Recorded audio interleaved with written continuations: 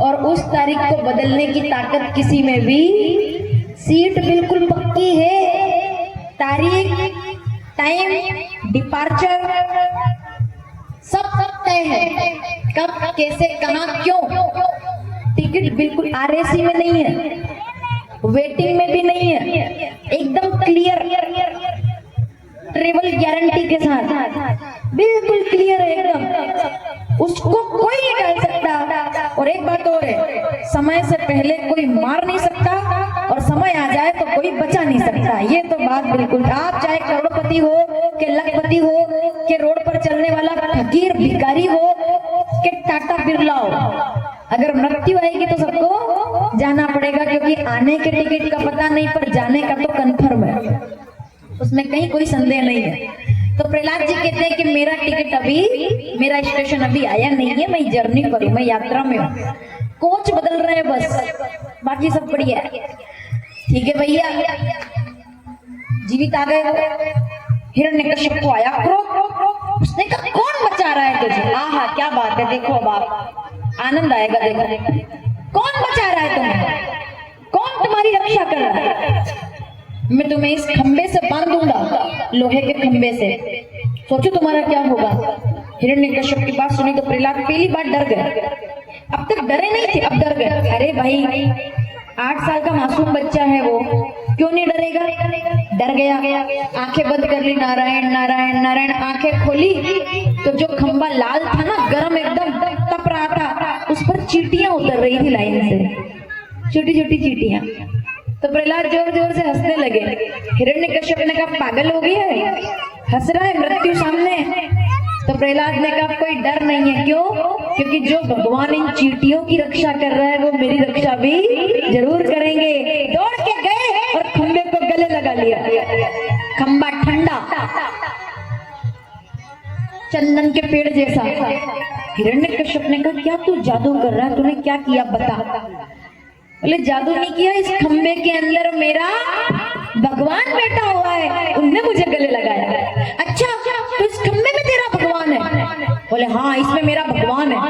हिरण्यकश्यप ने कहा अभी बताता हूँ, अब कहाँ भाग कर जाएगा। खंबे में आ गया, खंबे सहित यहीं पर चूर चूर कर दूंगा, क्योंकि मुझे तो कोई मार नहीं सकता। पर उसको पता नहीं है कि अभी ना तो दिन हो रही है ना रात, शाम का समय था, ना तो वो जेठ में था, ना बैसाख में था, ना चैत्र में था, ना फाल्गुन में था, ना कार्तिक में था, ना अश्विन में था, ना मार्गशीर्ष में था, ना माघ में था। क्या चल रहा था बताइए? अधिक मास, जिसको पुरुषोत्तम मास कहा जाता है। 3 साल में एक बार आता है, आप लोगों को पता होगा। 1 महीना बढ़ जाता है, 12 महीने नहीं होते, 13 महीने हो जाते हैं 3 साल में एक बार। अधिक मास चल रहा था, शाम का समय था। खंबे पर तलवार लेकर के जैसे ही दौड़ा, खंबे के अंदर भयंकर गर्जना हुई और कुछ नर कुछ सिंह सा प्रगटा रूप विशाल, खंबा फाड़ करके नरसिंह भगवान प्रकट हो गए। बोलिए नरसिंह भगवान की। हिरण्यकश्यप को पकड़ा, ना घर के अंदर मरू ना बाहर, चल उसे देहरी पर लेकर के आए। इसीलिए शाम के समय कभी घर की देहरी पर बैठना नहीं चाहिए। देहरी मतलब जानते हो? जो जगह होती है ना अंदर ना बाहर, दरवाजे के ठीक नीचे, वो वाली जगह जो ना अंदर में आती है ना बाहर में, जाके बस दीपक लगाना चाहिए, शाम को बैठना नहीं चाहिए। वहां लेकर के आए, ना ऊपर है ना नीचे, जंघा पर रखा। ना तो मैं मनुष्य हूँ और ना पशु, नरसिंह हूँ मैं, ना ये 12 मास है, अधिक मास चल रहा है, ना तो अस्त्र से ना शस्त्र से, तीखे नाखून से छाती को चीर करके मेरे भगवान ने हिरण्यकश्यप का उद्धार कर दिया। बोलिए नारायण भगवान की। हाथ में खून लगा हुआ, सब थर थर कांप रहे। किसकी हिम्मत है जो जाए पास में? हाई अलर्ट, कोई नहीं जा रहा। ब्रह्मा जी से कहा किसी ने आप जाके मनाओ, ब्रह्मा जी ने कहा रहने दो, अपना तो दूर से नमस्कार बढ़िया, बुढ़ापे में जाकर रिस्क नहीं लेना, मैं कहा जाऊं वहां पर।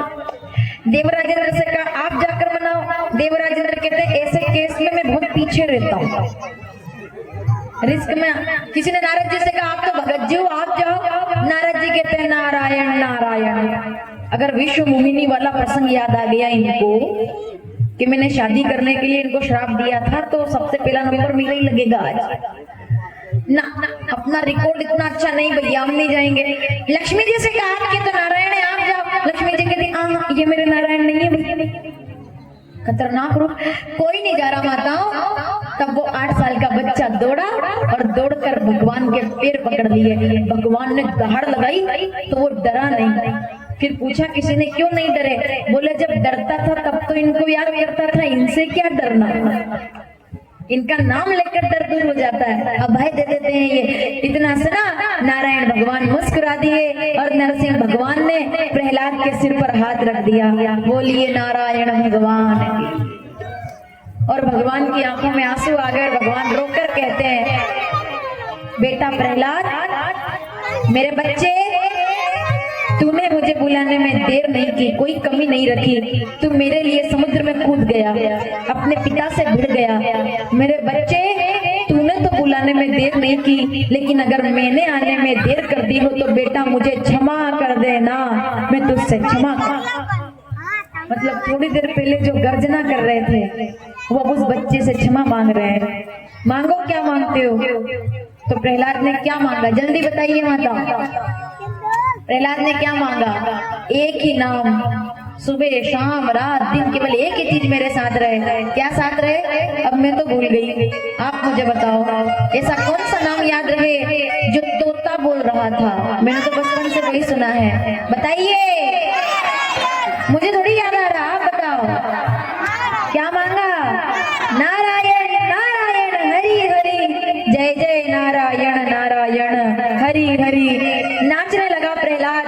नरसिंह भगवान ने कृपा कर दी, बार बार प्रार्थना करने लगा। और जैसे प्रार्थना करती सब बड़े मगन हो गए, बार बार प्रार्थना करके। और हाँ, मुझे केवल आप चाहिए, आसरा इस जहां का मिले ना मिले, मुझको तेरा सहारा सदा। गाओगे मेरे साथ? चलो थोड़ा सा गा लेते हैं। प्रहलाद ने प्रार्थना करके कहा, प्रभु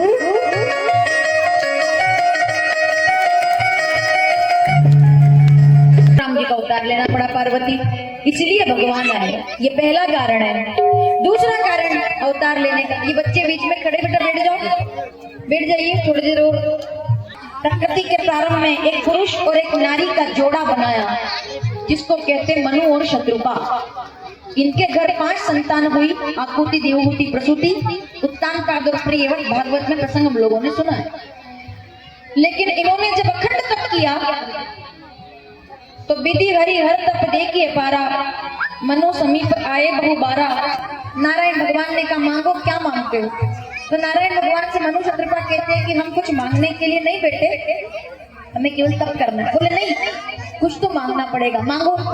तो मनु ने कहा, अगर देना चाहते हो तो वरदान दीजिए। क्या?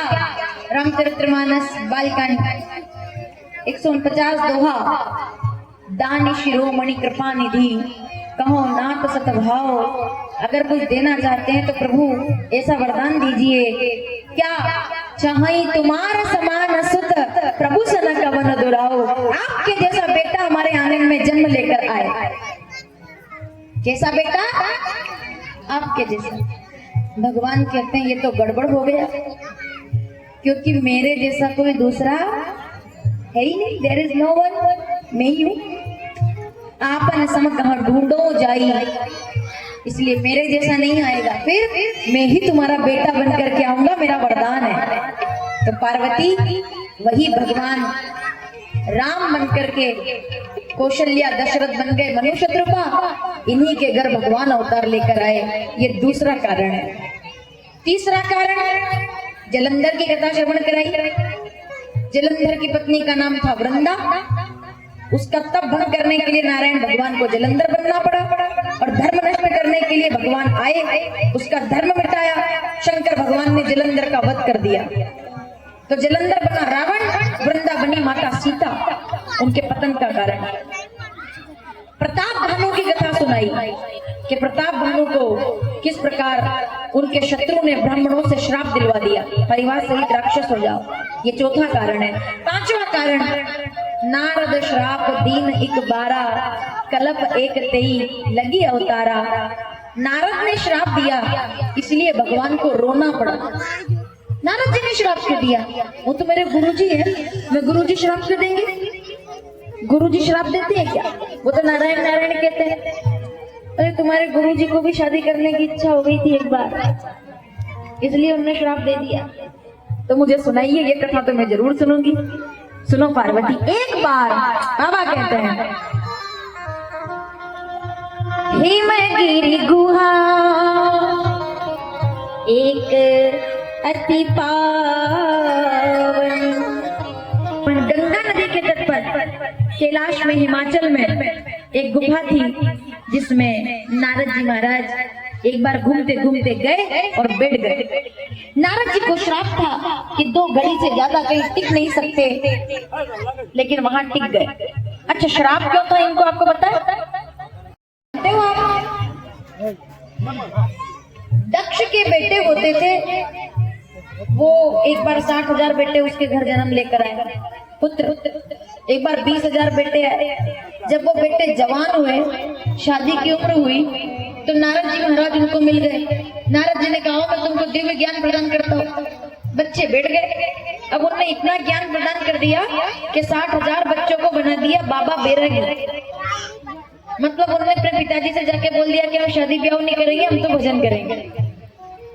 तो दक्ष जी ने जाकर नारद जी से हाथ जोड़ के कहा, महाराज जी, हमारे बेटों को आप ऐसे लेकर बैठते हो, 2-2 घंटे सत्संग सुनाते हो, उनका मन बदल देते हो, वो शादी नहीं करते हुए। अब मत करना ऐसा, मेरे बेटों को बैरागी मत बनाना, वरना संसार आगे कैसे बढ़ेगा, मेरा वंश आगे कैसे बढ़ेगा। नारद जी ने कहा, अगली बार नहीं करूंगा। ठीक है। तब तक नारद जी को श्राप नहीं था। अगली बार दक्ष प्रजापति के फिर 60,000 बेटे हुए। बेटे एक दिन घूमने के लिए जंगल गए, नारद जी फिर मिल गए। नारद जी ने कहा, आओ बच्चों बैठते। बच्चे बैठे, आधा घंटे कथा सुनी। नारद जी ने कहा, चलो अब जाओ। उन्होंने कहा, नहीं और सुनेंगे, और सुनेंगे। करते करते 6 महीने हो गए। 6 महीने के बाद चलो घर जाओ। उन्होंने कहा, घर नहीं, हम तो आश्रम जाएंगे। अब आश्रम क्यों जाओगे? बोले, हमको कोई शादी वादी नहीं करनी, हम तो भजन करेंगे। दक्ष जी ने देखा 60,000 पहले के बेटे, 60,000 बाद के बेटे सब बाबा जी बन गए। उनको क्रोध आया। उनने कहा, गुरु जी ऐसा मत करो, बाबा जी मत बनाओ इनको। हम किसी के घर जाते हैं, अगर माताओं से आज भी ये डर है, हम जैसे लोग अगर किसी के घर जाएं और उनका बच्चा ज्यादा हमारे पास बैठ जाए तो माताएं डर जाती है। ऐसा नहीं हो बाबा जी बना दे उसको, ये बाबा जी बन जाएगा तो हमारे घर का क्या होगा। तीसरी बार नारद जी ने 60,000 बेटों को तीसरी बार भी सन्यासी बना दिया। अब दक्ष जी को आया क्रोध। उन्होंने कहा, जिधर बैठते हो बाबा बना देते हो, मैं आपको श्राप देता हूँ, 2 घड़ी से ज्यादा कहीं टिकोगे ही नहीं टिकोगे तो कथा कहां से करोगे? 2 मिनट में यहाँ, 2 मिनट में वहां, 2 मिनट में बिहार, 2 मिनट में झारखंड, कथा ही नहीं हो पाएगी। जब तक कथा बने तब तक बाबा जी गायब, तो मन नहीं बनेगा किसी का बाबा बनने का। नारद जी श्रापित हो गए। दक्ष जी खुश हो गए। फिर उनके बेटों की शादी हो गई, क्योंकि नारद जी फिर सत्संग नहीं करते। अब वो नारद जी आज उस श्राप से आगे निकल गए और गुफा में जाकर बैठ गए और उनका मन लग गया और ध्यान करने लगे, नारायण नारायण नारायण। मुनि गति दीख सुरेश डेराना। देवराजेंद्र को चिंता होगी, भैया अरे नारद जी तब क्यों कर रहे हैं, इनके पास तो सब कुछ है, हर जगह का लाइसेंस है इनके पास, किसी भी लोक में कभी भी जा सकते हैं, इनके पास तो हर जगह का एक्सेस है, कहीं भी जा सकते हैं। ये तब क्यों कर रहे हैं? लगता है इनको बिना कुर्सी के पद चाहिए, बिना चुनाव के कुर्सी चाहिए, डायरेक्ट स्वर्ग चाहिए इनको, इसलिए तब कर रहे हैं। इनका तब बंद करवाओ। उसने भेज दिया कामदेव। समझ रहे हो माता? नारद जी का तब भंग करने के लिए देवराजेंद्र ने किसको भेजा? कामदेव को। कामदेव आए। अच्छा, इनका तब भंग करना है। नारद जी ध्यान में बैठे थे। कामदेव 3 बाण लेकर आए थे। संक्षिप्त में सुना रही हूँ आपको मैं तो ये, लेकिन बड़ी प्यारी कथा है। पहला बाण चलाया प्रकृति का, फूल खिलने लगे, कलियां चटकने लगी, कोयल गुनगुनाने लगी, पक्षी चहचहाने लगे, फल में से रस टपकने लगे, सुंदर खुशबू उठने लगी। पहला बाण चलाया। 1 महीने तक फल पकते रहे, खुशबू उठती रही, लेकिन नारद जी ने आंखें नहीं खोली। कामदेव का बाण फेल हो गया। कामदेव ने दूसरा तीर चलाया। कैसा? अप्सराओं के नृत्य का। चूड़ियां खनकने लगी, कंगन खनकने लगे, गजरा कजरा महकने लगा, कन्याएं नाचने लगी, उर्वशी, रंभा, मेना, सुंदर सुंदर अप्सराएं उनके पास पास घूमकर नाच रही हैं। पर नारद जी ने आंखें नहीं खोली। कितने बाण लेकर आए थे वो बताओ, अगर ढंग से कथा सुनिए तो? 3। दूसरा बाण चलाया कन्याओं के नृत्य का, और नारद जी ने आंखें नहीं खोली। अब तो कामदेव दौड़े और नारद जी के चरणों में जाकर गिर पड़े। नारद जी महाराज क्षमा करो, क्षमा करो, क्षमा करो, मुझसे गलती हो गई। आपसे ज्यादा महान दुनिया में कोई नहीं है, आपने कामदेव को जीत लिया है। जितना ये सुना, नारद जी ने आंखें अब खोली। कामदेव ने कहा भस्म मत करना, मुझे क्षमा कर देना, पहले शंकर भगवान भस्म कर चुके, अब कहाँ जाऊंगा मैं, श्राप मत देना, मेरी गलती नहीं है, देवराज ने भेजा था मुझे। पर एक बात मैं चिल्ला चिल्ला के सबको बताऊंगा, क्या? कि आपसे ज्यादा महान दुनिया में कोई नहीं है। आपने कामदेव जीत लिया है नारद जी महाराज, मैं आपकी जय जयकार करता हूँ, भूरी भूरी प्रशंसा की, खूब बड़ाई की। अब प्रशंसा की तो नारद जी महाराज ऐसे बैठ गए, एकदम तारीफ की उनकी। तो कामदेव से कहा चलो कोई बात नहीं, जाओ यहाँ से, भाग जाओ, भागो यहाँ। कामदेव जी चले गए। लेकिन माताओं सुनो, कामदेव कितने बाण लेकर आए थे जल्दी बताओ? 3। कितने चलाए? 2। अरे तो फिर आपने ढंग से कथा ही नहीं सुनी। मतलब जब वो जाने लगे ना तो उनका तरकश खाली हो गया था। क्यों? आप कहोगे तीसरा बाण कब चला? अरे भैया 2 बाण तो उन्होंने सामने से चलाए, और तीसरा झूठी प्रशंसा का बाण उन्होंने चरणों में बैठ करके चलाया। उससे ज्यादा खतरनाक और दूसरा व्यक्ति हर बात से बच सकता है, पर झूठी प्रशंसा ऐसा तीर है जिससे कोई नहीं बच सकता, और वो सीधा लगा दिल में। नारद जी ने आंखें खोल दी। समझ में आया? 2 तीर में आंखें नहीं खोली, तीसरा तीर कौन सा चलाया? झूठी प्रशंसा। कोई जरूरत से ज्यादा आपकी तारीफ करे मतलब समझ लो कि गड़बड़ है मामला।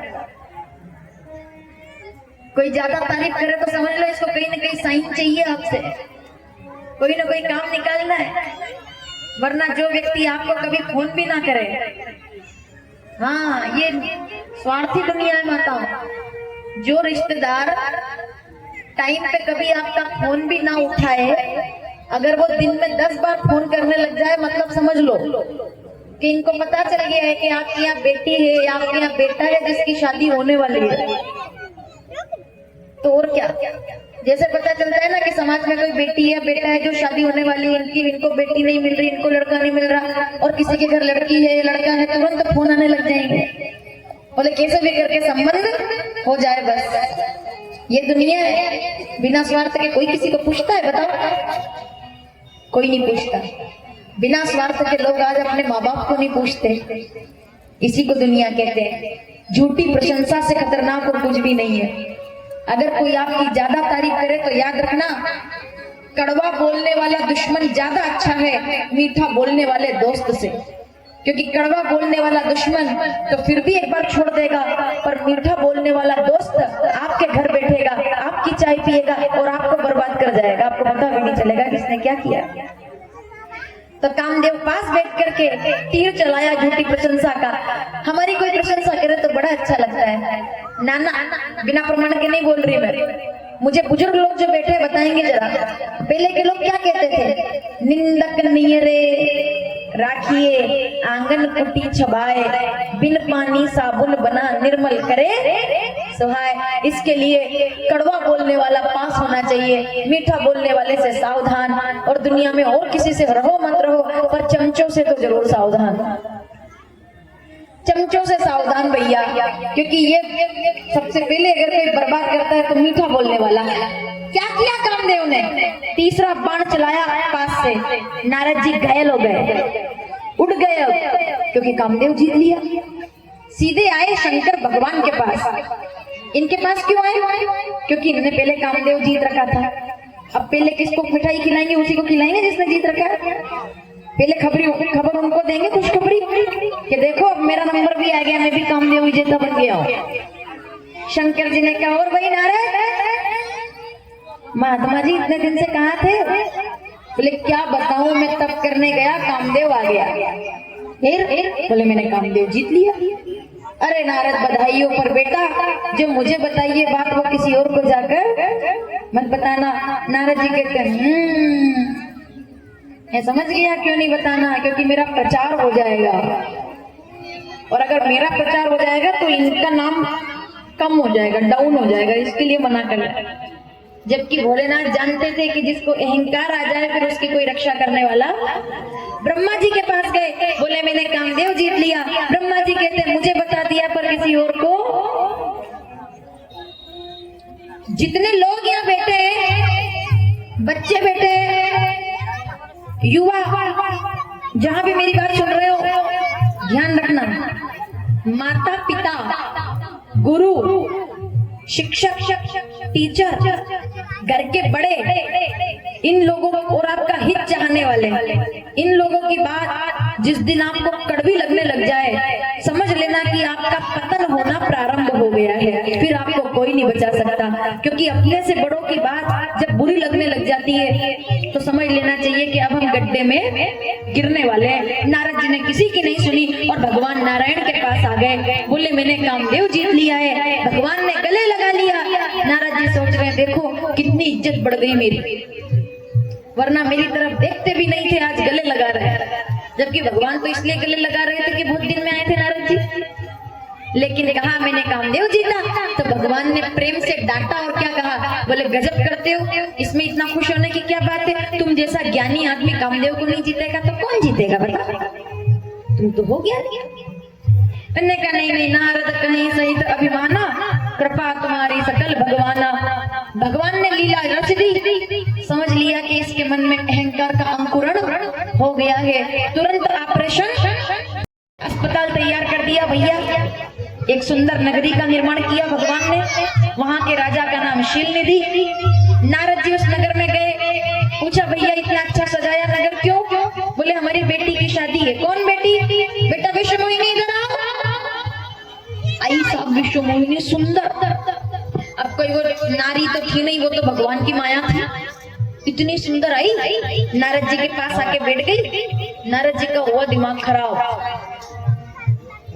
इनने का नाम पद प्रतिष्ठा सब मिल गया, अब मैं समाज में इस लायक हो गया हूँ कि अब मैं भी शादी कर सकता हूँ, मेरा स्टेटस बन गया, क्रेडिट बन गया, कोई दिक्कत नहीं। और इससे सुंदर कन्या मेरे को दूसरी मिलने वाली, ये मेरे लिए बनी है, मैं इसके लिए बनाऊं। हाथ देख के बोल दिया, बोले जो अजर अमर अविनाशी इससे विवाह करेगा वो अजर अमर हो जाएगा। जबकि लिखा ये था कि जो सच्चिदानंद के अजर के अमर है वही शादी करेगा, उल्टा पड़ गए हाथ। सोचा अगर इस कन्या से शादी करनी है तो रूप तो बदलना पड़ेगा भाई। अब रूप किससे मांगू मैं? शंकर जी से मांगूंगा तो बोल देंगे कि क्या करना शादी करके, भजन करो। पिताजी से, ब्रह्मा जी से मांगने जाऊंगा तो बोलेंगे कि गुण मिलाओ, गोत्र मिलाओ, है समाज देखेंगे, घर देखेंगे, तब तक तो कन्या की शादी हो जाएगी। इतना सारा पिताजी से जाके कहे मेरे को शादी करनी है तो फिर तो गुण मिलाएंगे, हैं? फिर घर परिवार देखने जाएंगे, तब तक तो वो पिता हो जाएगी। नारायण भगवान का ध्यान किया, नारायण प्रकट हो गए, क्योंकि पिक्चर तो सभी नहीं की चल रही थी, डायरेक्शन इन्हीं का था। जैसे बुलाया नारद जी ने और भगवान आ गए। मांगो नारद, क्या मांगते? बोले आपन रूप देव प्रभु मोई, इतना सुंदर बना दो अपनी तरह, बस आनंद हो जाए। भगवान ने कहा तुम तो खुद सुंदर हो, सुंदर रूप लेके क्या करोगे? नारद जी ने सोचा अगर मैंने इनको बता दिया कि कन्या है शादी के लायक तो मेरा मामला गड़बड़ हो जाएगा, मेरे से पहले ये पहुंच जाएंगे, इसके लिए इनको नहीं बताना, राज रहने दो। अन्य का मुझे आपके जैसा बनना एक दिन के लिए। अब जितने लोग यहाँ बैठे भैया सावधानी से सुनना, भगवान ने कहा क्या चाहते हो? हरि रूप दीजिए मुझे, सुंदर बनाइए। बोले ठीक है। तो भगवान नारद जी को सुंदर राजकुमार बनाने वाले थे, तभी नारद जी क्या बोल पड़े? बोले प्रभु बस ऐसा रूप दे दो जिससे मेरा भला हो जाए। भगवान कहते अब तो गड़बड़ हो गया मामला, या तो सुंदर बना सकता हूँ या भला हो सकता है। अगर सुंदर बना दूंगा तो भला होने वाला तो, इसीलिए अब तुमने मांगा है तो मैं तुमको वही दूंगा जो तुमने कहा है। तो चलो आओ, मैं तुम्हें हरि बनाता हूँ। हरि का मतलब बंदर। मरकट बदन भयंकर देही, नारद जी को बंदर बनाया। जितने लोग यहाँ बैठे हैं ना, सावधान, भगवान हमें वो नहीं देते जो हमें अच्छा लगता है, भगवान हमें वो देते हैं जो हमारे लिए अच्छा होता है। इसलिए भगवान के फैसले हमारे फैसलों से बहुत अच्छे होते हैं। इसलिए कभी कभी जो चाहो अगर वो ना मिले तो डरना मत, घबराना मत, रोना मत, उसके फैसलों पर विश्वास रखना। विश्वास रखोगे तो आपने सोना मांगा होगा वो हीरा लेकर के आएगा, अगर विश्वास रखोगे तब। कि जो मांगा है वो ना मिले तो कोई बात नहीं। नहीं, मेरी बात सुनो। बच्चे मेले में जाएंगे, मम्मी से क्या मांगेंगे बताओ? आइसक्रीम, चाउमीन, यही मांगेंगे? छोला भटूरा आया होगा आपके यहाँ। जम्मक लड्डू, जम्मक लड्डू मतलब जानते हो? जम्मक लड्डू तो क्या जानते होंगे आप? आपकी भाषा में क्या बोलते हो उसको? बर्फ वाला गोला हो, ठीक है? बर्फ में कलर मिला करके जो बच्चे खाते हैं उसको जम्मक लड्डू बोलते हैं हमारे यहाँ। वो मांगेंगे। पर माताओं बताओ, एक दिन खिला दोगे, 2 दिन खिला दोगे, रोज खिलाओगे क्या? क्यों? आप कहोगे बेटा बादाम खा ले चाहे रोज, लेकिन चाउमीन तो रोज नहीं देंगे। क्यों? क्योंकि आपको पता है कि उसके लिए अच्छा नहीं है। तो जब आप अपने बच्चे का इतना ध्यान रखते हो कि उसको अच्छा देते हो, केवल चाहे वो रोए, जमीन पे लौट जाए, आपको मुक्के मारने लग जाए, पर तब भी आप उसको वो चीज नहीं दिलाते जो उसके लिए अच्छी नहीं है, तो भगवान हमें वो चीज कैसे दे सकते हैं जो हमारे लिए अच्छी नहीं है? चाहे रो, गिड़गिड़ाओ, कितना भी कुछ करो, पर जो हमारे लिए अच्छा नहीं है वो भगवान नहीं देते। वही देते जो अच्छा होता है। नारद जी को बंदर बनाया, कन्या वरमाला डालने आई, बंदर देखा, घबरा गई। बुरे मुंह का बुरा बंदर यहाँ काहे को आया है? पिता की अक्ल पर पत्थर जो बंदर को बुलाया है। बंदर कहाँ से आया? घबरा गया, आंख बंद कर ली, आगे निकल गई।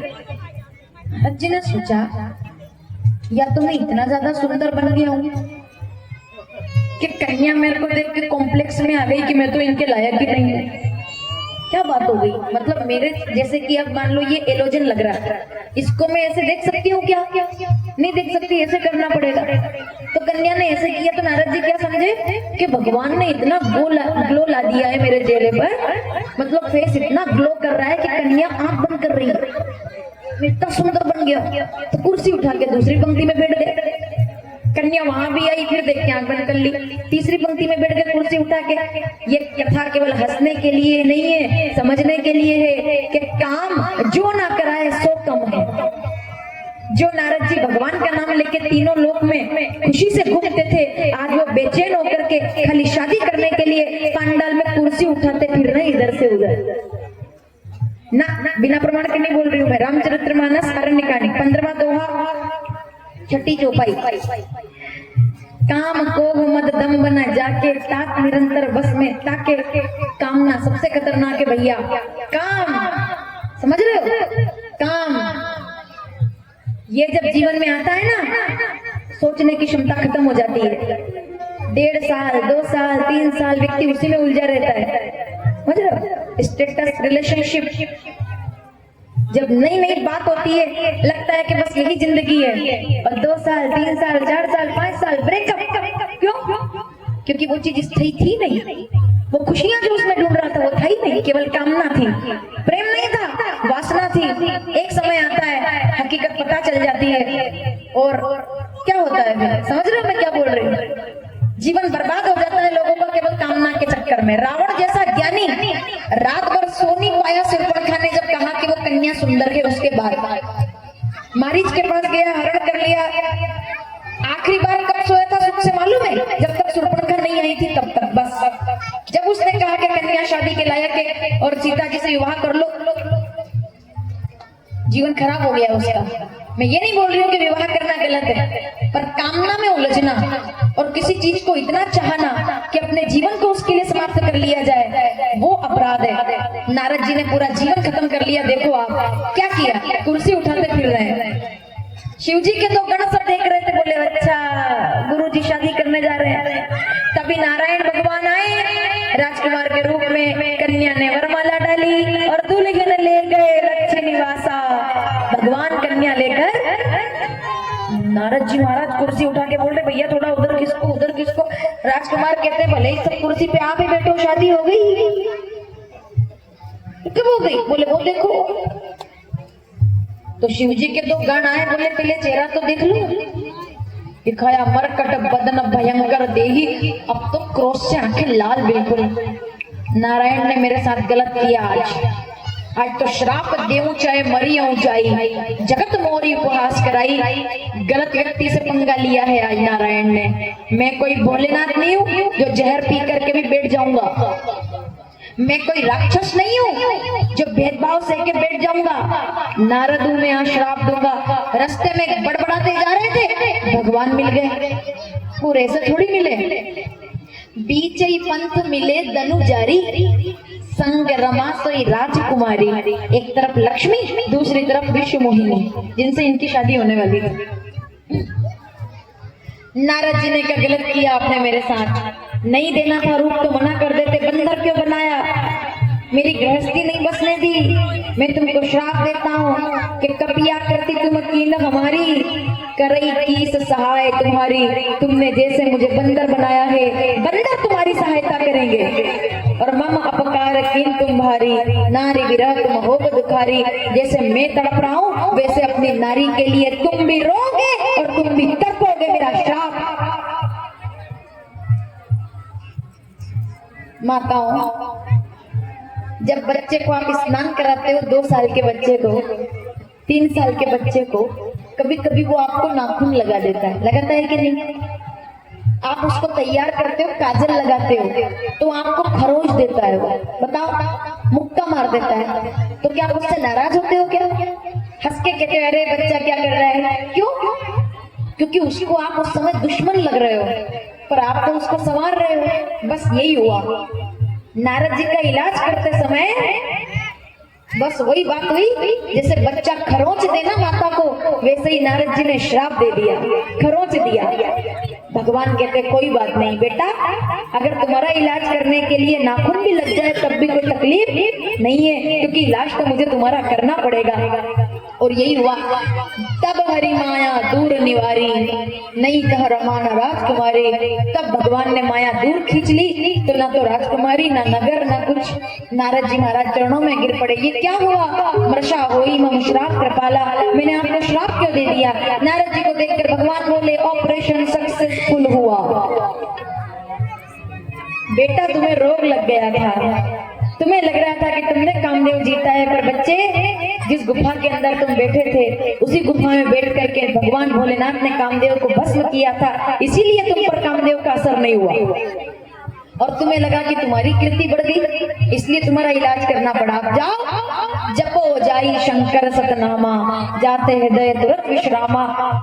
नारद जी महाराज ने श्राप दे दिया, इसीलिए पार्वती राम जी को रोना पड़ा। पत्नी का हरण हुआ और वो रोए। लेकिन इस कथा से ये सीखने को मिलता है, ईश्वर से मांगना हमारे बस में है, पर हमें क्या देना है ये उसके बस में है। अर्जी मेरी है पर मर्जी तो तेरी है। अर्जी मेरी है, मर्जी तेरी है। जो हो रहा है होने दो। परीक्षा दी, पास, लेकिन जिंदगी से कभी हारो मत। नौकरी के लिए प्रयास किया, नहीं लगी, जब तक तो हाथ सलामत है, सूखी रोटी खा करके अपने परिवार के साथ रह लेना, लेकिन जिंदगी से हारने की गलती कभी मत करना कि अब तो कुछ नहीं बचा। जब तक आपके हाथ में ताकत है और अपने पैर में चलने की ताकत है और दिमाग में सोचने की ताकत है, तब तक किसी इंसान को हारना नहीं चाहिए, क्योंकि वही जिंदगी सिखाती है भैया। नारद जी महाराज ने सीखा कि जीवन किस चीज का नाम। इसीलिए पार्वती, 5 कारण है भगवान के अवतार के। वही मनु, शत्रुघ्न, कौशल्या, दशरथ हो गए, वही हिरण्याक्ष, हिरण्यकश्यप, रावण, कुंभकर्ण बन करके आए। ब्रह्मा जी के मानस पुत्र का नाम है पुलस्त्य ऋषि, सब लोगों को पता है। 10 मानस पुत्र है ब्रह्मा जी के, पुलस्त्य, पुला, क्रतु, भृगु, दक्ष, वशिष्ठ, नारद, ठीक है, मरीचि, अत्रि, अंगिरा, ये 10 मानस पुत्र। उसमें से एक का नाम है ऋषि पुलस्त्य, उनके बेटे का नाम है मुनि विश्रवा, विश्रवा के घर उनकी पत्नी का नाम है केकसी और बेटे का जन्म हुआ रावण। रावण, कुंभकर्ण और विभीषण, 3 बेटे हैं। रावण उत्पाती है।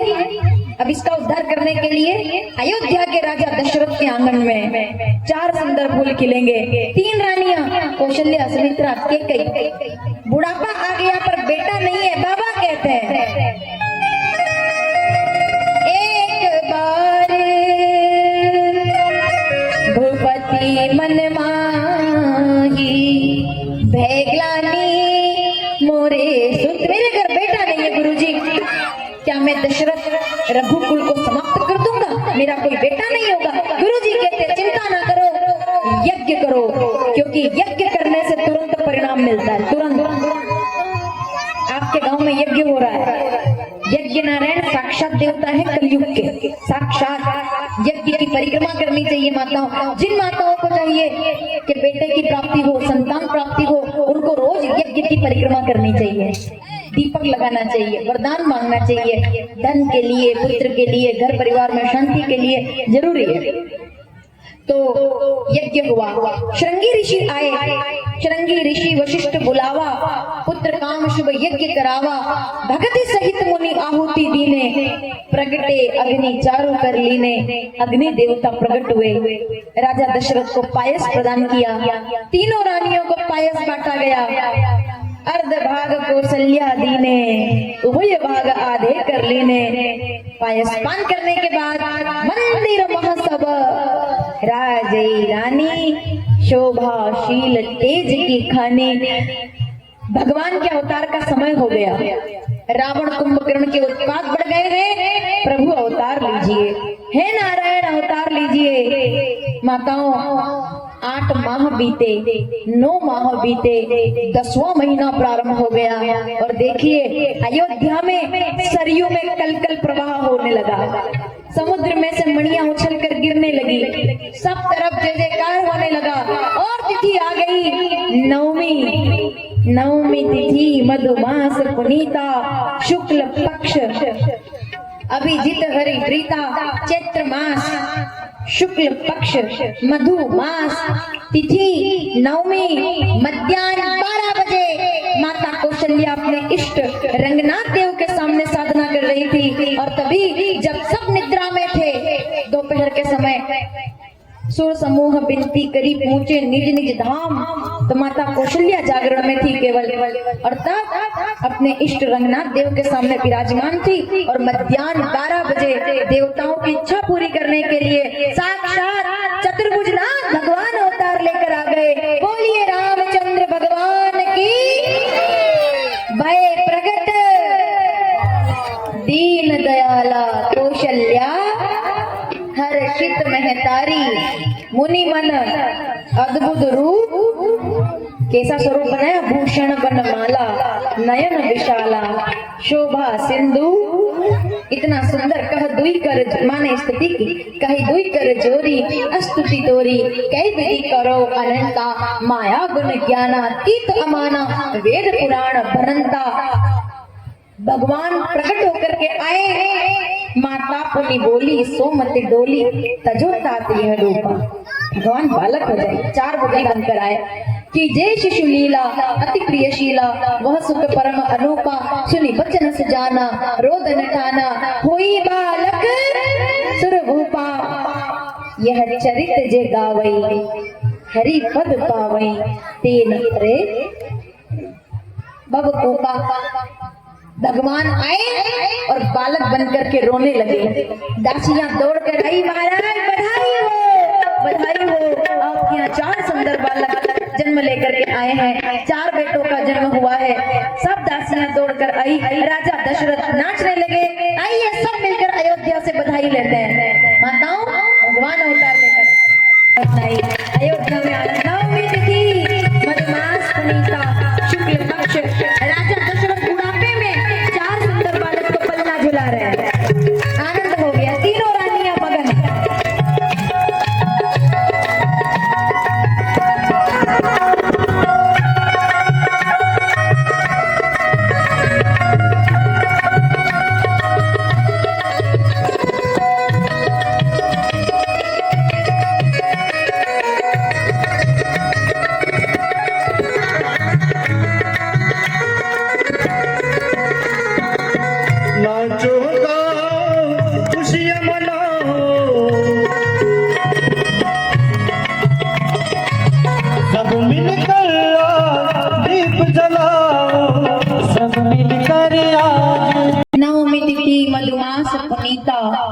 शुक्ल पक्ष अभिजित हरिप्रीता, मध्य दिवस अति शीतन धामा, पावन काल लोक विश्रामा।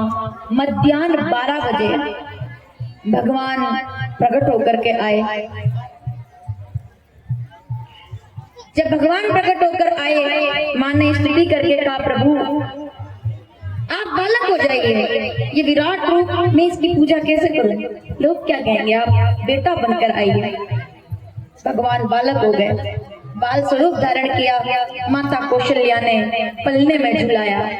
राजा दशरथ को दासियां कहती है, महाराज आपके यहाँ 4 सुंदर फूल खिले, 4 बेटे आपके यहाँ उतार लेकर आए। जैसे ये सुना पूरे अयोध्या में आनंद हो गया, और आज हमारा भर्रा भी बन गया अयोध्या। ठीक है ना माताओं? प्रयास कीजिए कि रोज सुबह हमारे घर के सामने दीपक लगे, शाम को दीपक लगे, क्योंकि 7 दिनों के लिए, 9 दिनों के लिए जब तक यज्ञ चले तब तक हमारा नगर अयोध्या की तरह जगमगाना चाहिए। सुबह उठ करके यज्ञ की परिक्रमा कर सके, शाम को दीप दान कर सके, क्योंकि ऐसा मौका बार बार इतने बड़े बड़े आयोजन को करने के लिए बड़ा समय और हिम्मत लगती है। एक बार जोरदार ताली बजाएं आप। जब लोग हिम्मत करते हैं तो वैसे प्रोग्राम हो पाते हैं। हम अपने द्वारा सहयोग प्रदान करके ऐसे आयोजनों को बड़ा बनाते हैं, लेकिन इसका प्रारंभ करना बड़ा कठिन है। आप सभी लोग इस आयोजन बेटी आपको नजर आए, अपनी तरफ से कोई न कोई उसमें आप दान अवश्य डालें, ताकि यज्ञ समिति के द्वारा इस आयोजन को सुंदरता के साथ पूरा किया जा सके। भगवान आज हमारे बीच पधारे। कल हमारी कथा का चौथा दिन है। कल हमारी कथा में विशेष रूप से भगवान के विवाह की कथा हम लोग सुनेंगे। माताओं, कल राम जी का आएंगे, हम तो घराती हैं ही, तो कल राम जी का स्वागत करेंगे। यानी कि कल हमारे रामलला सरकार, कल यहाँ विवाह की घड़ी आएगी, और कल का तो बहुत सुंदर होना चाहिए भाई प्रोग्राम। ठीक है ना?